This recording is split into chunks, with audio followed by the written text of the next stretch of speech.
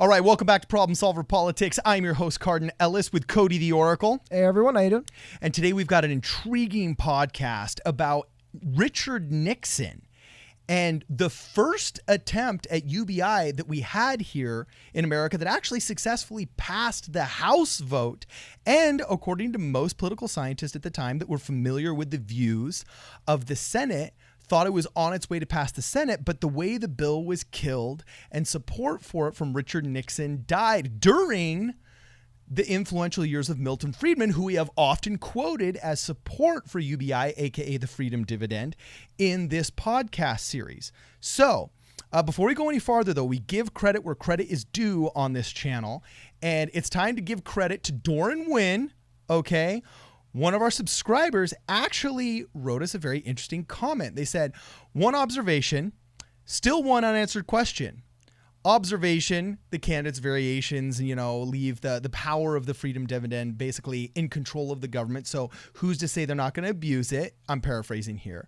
But then the interesting question that they gave, though, was the unanswered question is Democrats would never leave the VAT alone for funding UBI, which is actually a very valid concern. We had an infamous raise in 0.25% of sales tax here in California, where Jerry Brown came out and said, will you join me in raising the sales tax 0.25% for better Sanders? Books? And no, look, all socialists sound the same. Okay.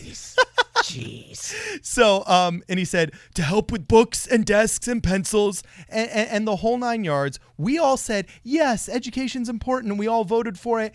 The money went to the general fund, did nothing there, and probably funded the bullet train to nowhere. Okay. Well, I mean, even simpler and more local than that, LA is experiencing a bit of a homeless crisis. No way around it. I think it's been over a year since we passed a 0.25% increase in sales tax. We still have a homeless crisis. Measure H was passed, which took millions of dollars locally out of the middle class. We haven't seen any real benefits yet. No, there's a 30% increase in San Francisco. 30% increase. This was an LA tax, but yes, I hear you. I know it was an LA tax, but the numbers are reflective. In fact, the article I was reading about San Francisco said that it was all the same in Los Angeles and in San Diego and all the other major places. Despite paying all of these millions of dollars, there's been a 30% increase in homelessness. So anyway, let's go back to Doran Wynn's comment here. Okay. Could you pull that back up so I can finish reading it? Perfect. So Doran Wynn brought up the point that, okay, how do you keep people from baiting and switching us like they have in the past? Okay. And then she said they would put on riders, amendments, etc., to drain it for other purposes. True. Legislation starts in Congress, not with the president. Parentheses, see the Constitution. Yes, we're aware. We don't have a monarch who unilaterally creates legislation. We do indeed have a legislative body, bicameral legislative body, the House and the Senate. Anyway, how is this political novice Yang going to control 535 political vampires to get his plan through? For UBI/VAT to work, it has to stay pure. So this is a very valid concern and shows the depth, the breadth, and the width of the intelligence of the viewership of our channel, of course, but also shines some light and inspired us to make this video, because you do have to ask yourself, Andrew Yang pitches this, but it requires Congress to get it through. So how can Andrew Yang pull it off? This is a very good question, Doran. Well, how is Andrew Yang going to pull it off is the exact same way that Richard Nixon, quote, pulled it off until he himself actually pulled the plug. And you have to compare the timeframes. I would actually venture to say that right now, the field is white and ready to harvest more than it was in the late 60s. There's much more receptivity and willingness to adopt a program like the UBI amongst the modern electorate and the modern Republican and Democrat Party than there was in 1968, okay? Because don't forget, in 69 when this was proposed, we had just gotten done with our first Woodstock, okay? There'd been major assassinations. There had been major political upheaval. That was the peak of the coolest Beatle music, but was also the era of everything going on in San Francisco, of the sexual revolution. And Richard Nixon himself was battling with these two worlds, okay? And he's the one that coined the term the silent majority, okay? So I would actually say we're more receptive now to the idea back then. So what is the story and what happened here? Now, I'm going to have to truncate this story a lot, but one of the best truncations, or one of the best, I'd say, more laborious writings of this is actually from De Correspondent, which I love the de part. It's pretty awesome. But thecorrespondent.com. And it was written by Rutger Bregman, who is also known for having written another book that I believe is called like Utopia for Realists or something like that. And he tells, quote, the bizarre tale of President Nixon and his basic income bill. And we're going to use this as a backbone to basically just catalog the history of such, adding our own research to what happened during the Richard Nixon years. Okay, so basically, in a nutshell, it's a tumultuous time, but Richard Nixon had been deeply influenced and had been constantly advised on economic affairs by one Milton Friedman. As you know, Milton Friedman, we're huge junkies, I am at least, of Milton Friedman stuff, and he's the best economist you'll ever read and the smartest guy that we all need to listen to when it comes to economics. And he was a big proponent of basic income as a basic right in order for the general economic health of the entire society. Okay. And he had in fact influenced Richard Nixon to propose a bill that had been coordinated with Congress. Okay. That would give $1,600 a year, okay, per person to families below a certain poverty threshold. It was actually meant to, quote, cure poverty. Okay. Later on, we would have the war on poverty that just destroyed entire demographics and communities and enslaved them to the government. But before that era, Richard Nixon was totally interested in curing poverty. So he actually came up with a plan that would give $1,600 per year to every person below the poverty threshold. Now, that doesn't sound like a lot, but adjusted for inflation and purchasing power, that would be the same as $10,000. It would be a family of four, $1,600 a year, not per person. It'd be a family of four. Oh, yes. I'm sorry. The freedom dividend is per person. You're right. I apologize. But Richard Nixon suggested $1,600 per family. Okay, but the difference is that a family of four can also have minors. Andrew Yang's program is a freedom dividend for everybody over the age of 18. So at the end of the day, different world too as well. Yeah, it was a different world, so on and so forth. But that ends up being the equivalent, adjusted for inflation, of about $10,000 a year. Does that sound familiar? Over a 12-month period, you're looking at around $850 a month, which is pretty dang close to $1,000 a month in modern spending power, which is almost, that's within one standard deviation of difference from Andrew Yang's freedom dividend, okay? And the whole thing passes the House. Okay, I believe it was like 230 votes to 100 and something else. You'd have to do the math. But it passes the House, okay, and it's gaining steam, and everybody is on board until, okay, a huge speed bump, shall we say, is laid in front of Richard Nixon by the name of Martin Anderson. Actually, it wasn't the person. It was Martin Anderson was a huge Ayn Rand fan, as am I. Ayn Rand wrote The Fountainhead. She also wrote Atlas Shrugged. Whenever you hear people saying, who is John Galt, that is a direct reference to Ayn Rand, who believed that a utopia would be based off of free market capitalism and the voluntary exchange of goods in return for services and so on and so forth. And he just really did not like that idea. And he basically went out to find evidence of why that idea just would fail and wouldn't work because it rubbed in the wrong way. And he came up with, okay, the Royal Commission's report on a municipality from late 18th century England, okay, the late 1790s to 1820s, when they basically, the royalty, for lack of a better term, tried a rudimentary system of universal basic income for the most impoverished rural poor who were threatening an uprising. And according to that Royal Commission, it failed. Okay. Yeah. Well, you're referring to the Speenhinland system. Yes. Please show the primary source. Yeah. So this is actually, and this is one of the things that just to get really quickly to highlight kind of how bizarre it is. This is what we're talking about. This is the research he found. This is a document from 1795. Anyway, the object of the meeting from May 6, 1795. was to approve a minimum income for agricultural laborers. The justices sitting in sessions agreed a scale of credits to top up wages during a time of high inflation, and these top-up payments would be paid out for the rates. The system was similar to many modern tax and welfare systems. Payments were based on how many children each family had. This in turn was linked to the price of bread, which acted as a wage stabilizer. The really fascinating thing, though, is you go to the detractors, the opposing arguments, so to speak. Yeah.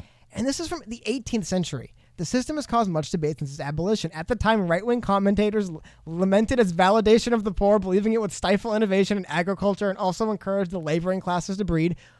Except for the breeding stuff, don't talk about that as much. Aside from that, basically, yes, that is one of the right-wing criticisms today of UBI. And the left presented the fact that it would effectively provide a subsidy for rich farmers who were free to profit from inflation and goods without passing on increases in wages. It sounds exactly like the left-wing argument against UBI. Yeah. So hundreds of years later, it's the same argument people are having. It's fascinating. Yeah, so basically what happens is Martin Anderson comes out and says, hey, Richard, all right, listen, Dick, and he's not saying it in a mean way, all right, you got to read this report before you think that your universal basic income is going to work. And in the report, the Royal Commission said, it just created slothfulness in the working poor. It's immoral. Poor people, poor choices. What can we say? Okay.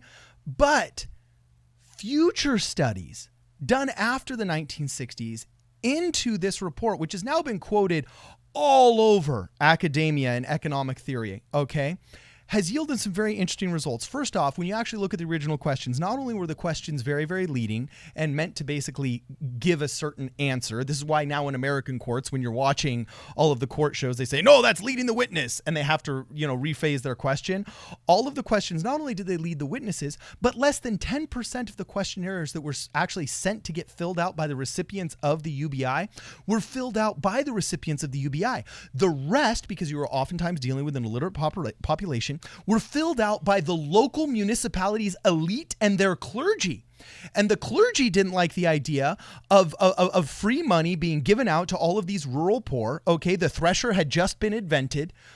Sounds a lot like automation happening, and it had left a lot of people without jobs. And even though there was a huge increase in the amount of food that we could produce, the poor weren't able to afford it as much. And they were thinking that, the only way to actually get these people to make good moral decisions is to have them be working. And they thought that by free money, they wouldn't be working. And so this whole Royal Commission was made, and the whole Royal Commission was adopted, filled out, signed, certified, sealed, and delivered as being an ineffective way of curing poverty, when in reality it was pure pseudoscience. Nowadays, that would never be accepted as a real economic report. In fact, when you went back and you looked, their version of the UBI stopped the same rural upheavals that were happening in the rest of feudal Europe. Don't forget, this was the 1790s. Napoleon Bonaparte had just destroyed half of Europe. People were starving everywhere. And what else was happening? The Industrial Revolution was completely turning on its head all of Western society as machines started taking for the first time people's jobs. Okay? In fact, in Berkshire, in Speenham, okay, the thresher was the main machine that was replacing people's jobs and leaving the rural poor unemployed by the hundreds, because a machine now could separate the wheat from the chaff.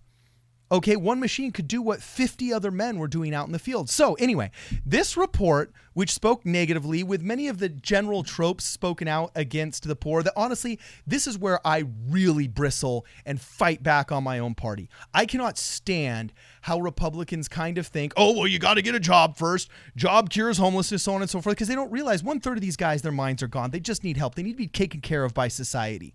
Okay, and they'll say, for example, we have a homeless shelter here that doesn't even have enough funding to be open during 6 months out of the year. And they'll say, oh, well, if we build it and we fund it, more will come. And that's just not scientifically accurate. All the studies show that homeless people are people.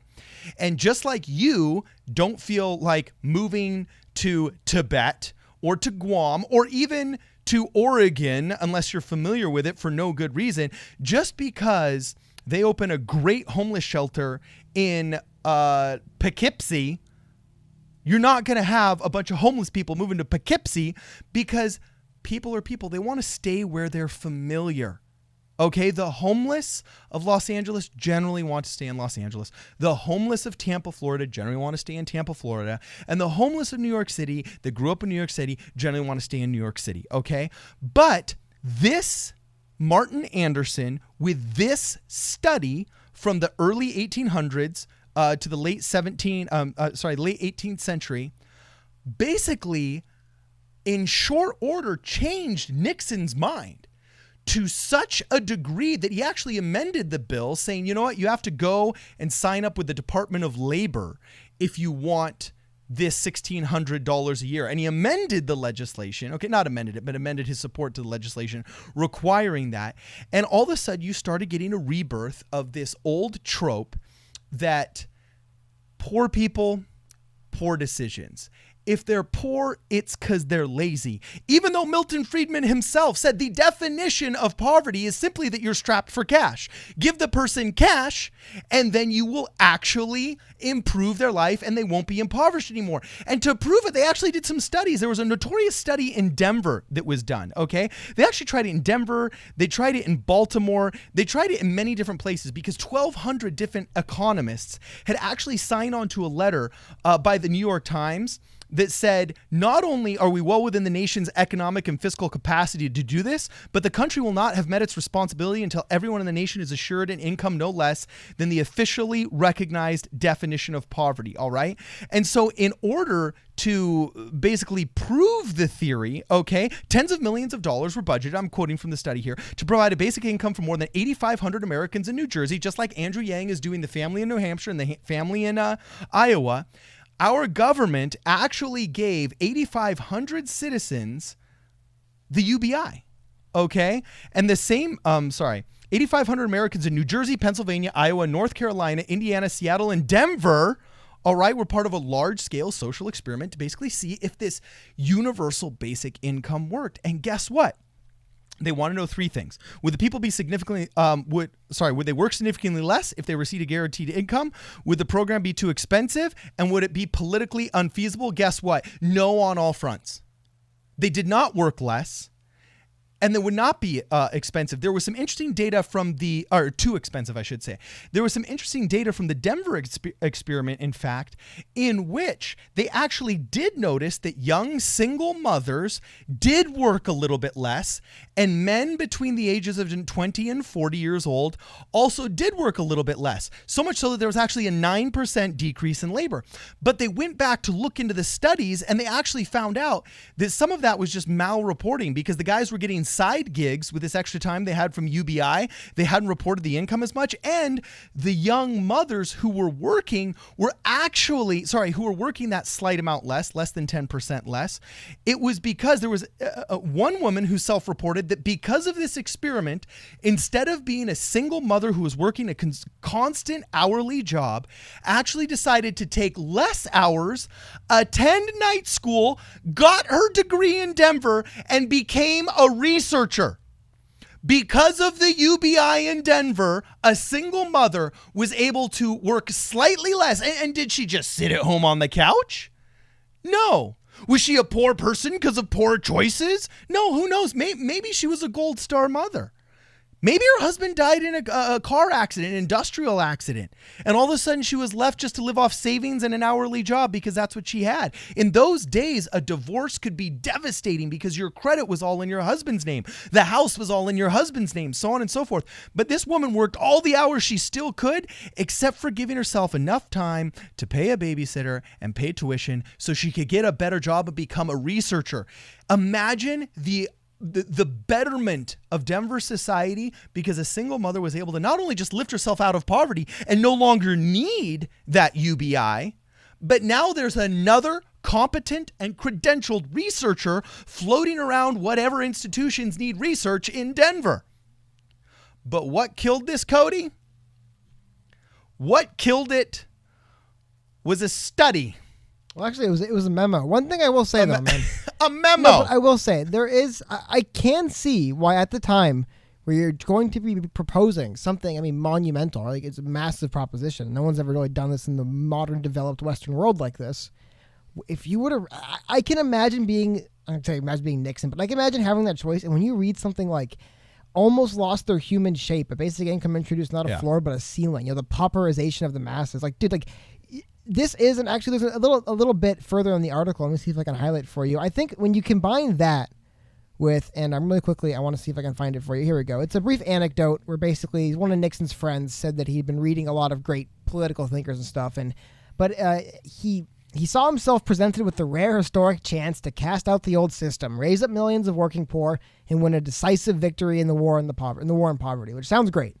However, the thing that stands out to me about that, dude, just comparing those two things, if this was, and I'm not playing armchair psychologist, I hope I'm not trying to, but yeah, if someone thinks I'm making a decision that's going to be a massive, like, ripples throughout history for this country decision, and one of my advisors, whether he is a biased hater or not, comes back to me and says that Richard Nixon, I could be the one responsible for the pauperization of the masses. I'm not saying I necessarily agree with it because the other research did point, but I could see how when I'm sure he trusts the guy, his advisor, comes to you and says you're going to be responsible for for Americans losing their human shape. Like, dude, like that's got to be something that rattles you. Maybe he should have had the perseverance. I don't care.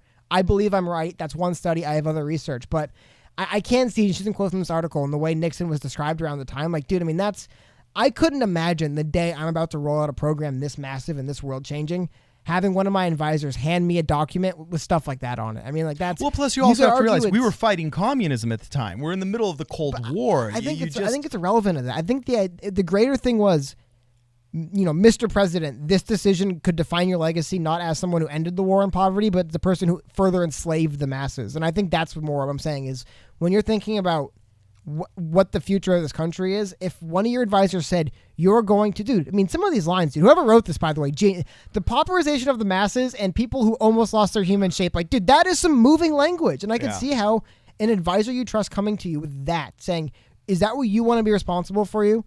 I mean, the irony is Richard Nixon went down as one of the most disgraced presidents anyway, but regardless, you hear what I'm saying. Yeah, but also, I mean, my heart breaks for Richard Nixon, first off, because what he did in Watergate now is just like a walk in the park compared to the modern scandals. Yeah, okay, so I get that. Times were different, but at the end of the day, he opened up China. He is overshadowed far more than he should for his scandals, because his political mind was shrewd and was incredible as a statesman, and his gamesmanship his gamesmanship was amazing. So anyway, we're going to keep going. Actually, let's just mention the stat.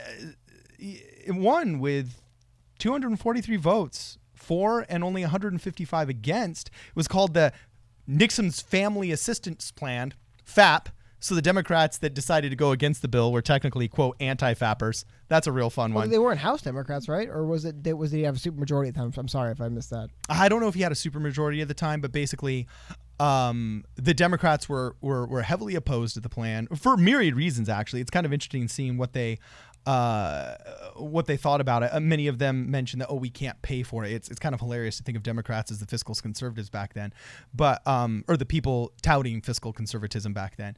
But anyway, that doesn't matter. At the end of the day, okay, he tweaked the plan, but then ultimately took it off the shelf, and a whole entire era was introduced of this idea that if you need to get a job, you need to go down to the economic development office or the job office, and they're either going to try and, find you a job, or else you're going to try and, work your way. This concept that you could just work your way out of poverty, which unfortunately was actually very reminiscent of what happened after the Royal Commission in Berkshire came out.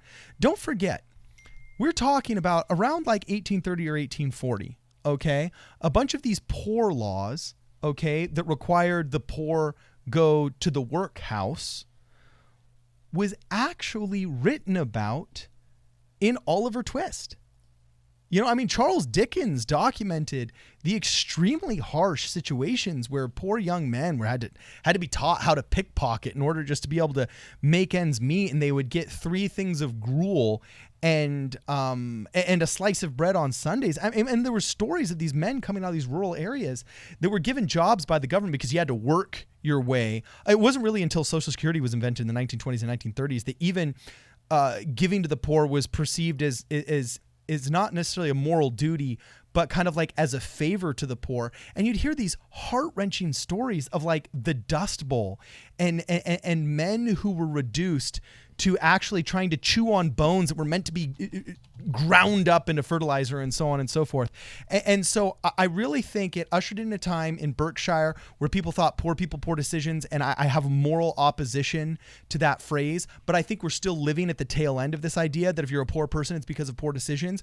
And I really think UBI morally has roots in either there's a Christian argument for it, there is a economic argument for it, there's a moral argument for it, so on and so forth. And also, it's interesting reading how it was killed the first time informs hopefully how it's not killed the second time. Anyway, I have gone far too long. I'll end with Victor Hugo's quote saying, "Nothing is stronger than an idea whose time has come."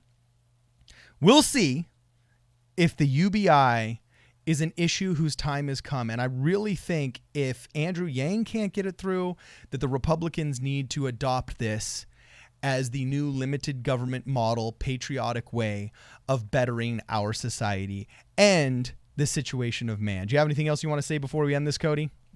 No, not really. Just kind of a fascinating little tidbit of history. It is pretty crazy to think that I don't know. It just you feel like that's a story. It's not real, but sometimes, man, the last minute, the day of the announcement, someone comes in, hands you a piece of paper, and it changes history. And just one of those times, really fascinating. Yeah. So anyway, please like this video, share it. The history of UBI is intriguing. Hopefully its future is just as intriguing. Remember, you can donate to our podcast at problemsolverpolitics.com/donate. Give us a monthly subscription. Smash that subscribe and that like button if you like what you have. And share this video if you think it's important, because that's the way to spread the word and get more content out there. This is Problem Solver Politics. See you guys in the next video.